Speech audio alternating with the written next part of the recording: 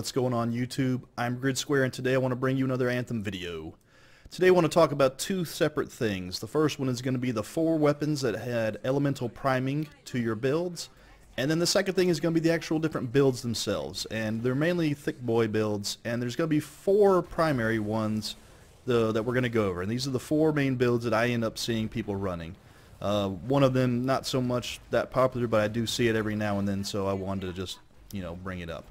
There's going to be a few things I'm going to leave out, some weapons and abilities, and the reason is because I never see them. Alright, I know they're out there and people use them from time to time, but I never see them in solo queue or anything, so that's why I'm not bringing them up, because they're not really, I'm not saying they're not good, but they're not in the meta right now. So the first thing I want to talk about is the 4 weapons that can prime things on the 4 different elements in the game.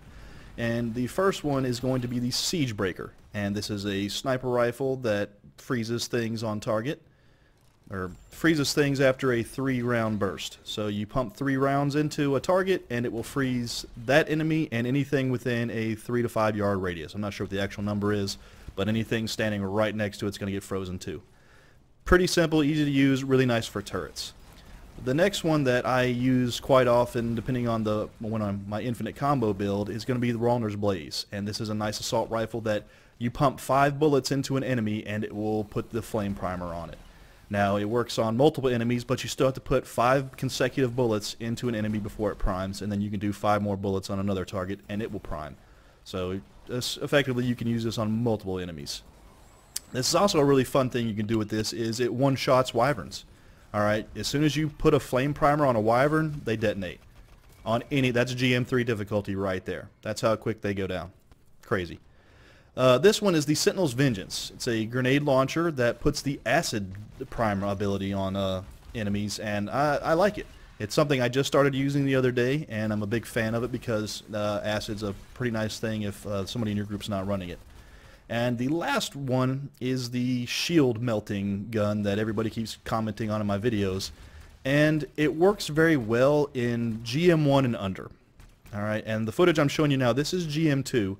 And I'm mainly just showing you, like, that's what the effect looks like. You'll see a little lightning burst on there, but, on GM2, the shields do not melt very well. I mean, they take a minute. So this is a nice gun for GM1 and under, but honestly, when you start getting the harder difficulties, that's when I'd replace this for something more viable. I'd rather have the grenade launcher for the acid primer, in my opinion, So, but it's still, this is a nice honorable mention. It's used in different builds, and for GM1 and below, I would definitely use this. With the new patch, things have changed. Alright, GM1 is now an absolute face roll. Alright, it's a joke. I actually did all this footage on GM1 at first, and I was killing mobs so fast I couldn't actually get good combos, and it was really difficult to show. And the first section I kept it because it was actually working really well, but the first build I'm going to show you is still GM1 footage.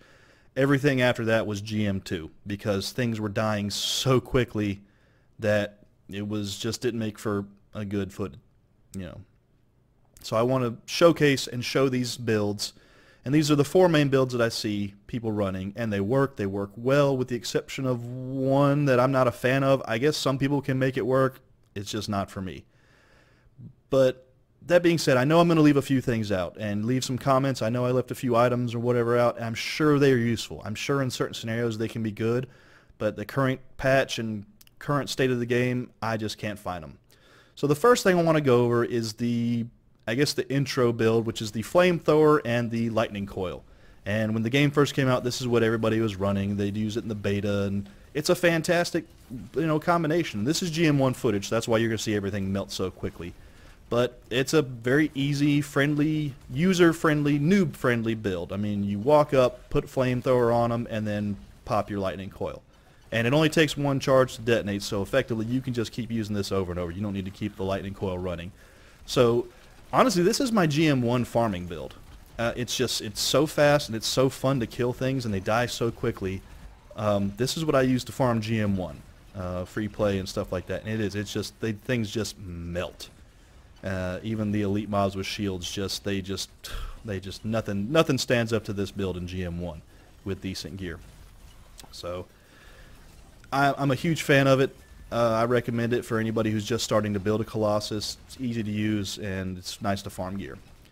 The next build, this one's the honorable mention. I'm not a fan. You know, the railgun using also with the burst mortar combination, I'm not a fan. Now, I put this in here because a lot of people were talking about it and mentioned it in other comments, so I wanted to show the footage of these are what the abilities look like and is what to do.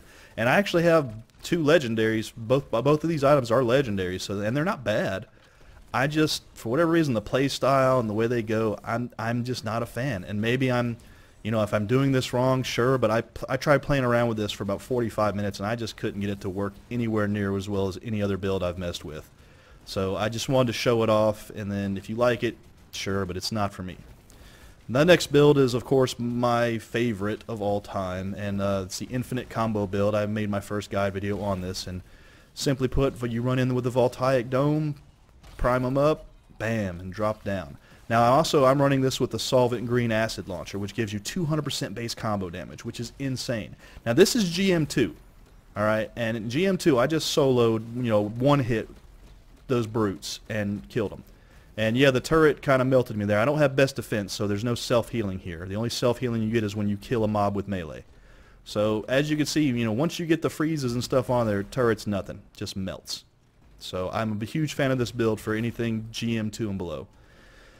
Now this one, this is the showcase, and it's honestly the build I'm currently running for GM2 and 3. And it's the best defense with the rubidium furnace, that's hard to say, firewall mortar. And it's just such a great build. I mean, what can you say about it that I haven't said before or other people? I mean, it's powerful. It works. It's tanky. I mean, best defense is mandatory for, honestly, GM2 and higher.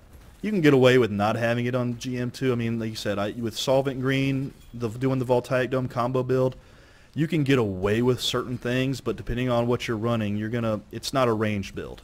And that to me is where that's where this comes in. When I first started playing, I was a big fan of being a melee Thiccboi. I love being a Colossus, to run in there with a shield, do a lot of priming, jump melee combo, boom, do big damage.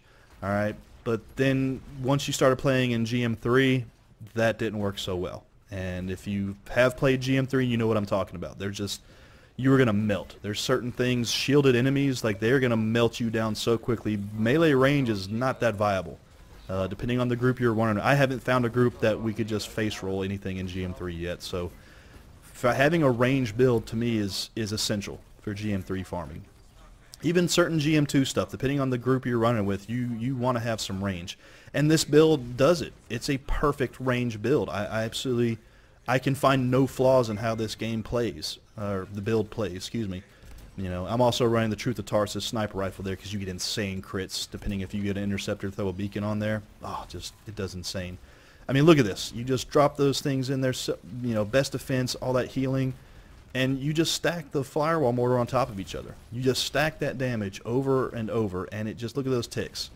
All right, it's insane the amount of damage that this potentially can do, depending on if you can get the mobs to stay still. Now, if you've got an interceptor and you've got ways to keep those mobs kind of stationary, the build's just going to work even better. And I love running with interceptors because they can stun and do things that just keep the mobs stationary while they're sitting in my fire, and then everybody's comboing off of it. It's absolutely beautiful. I love it.